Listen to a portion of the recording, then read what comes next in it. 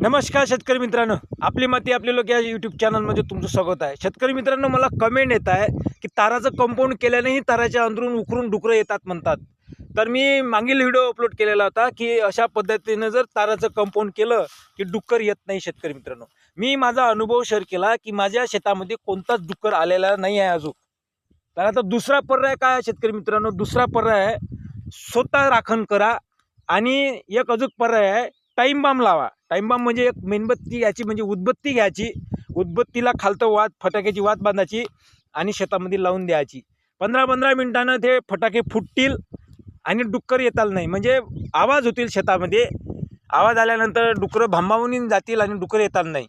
तर तरी पण येत असतील डुकरं तर आता आपला चना सोंगायला आलाच आहे, तर स्वतः राखण करा शेतकरी मित्रांनो। 8-10-15 दिवस राखण करावी लागेल आणि आपल्या हरभरा पिकाचं संरक्षण होईल शेतकरी मित्रांनो।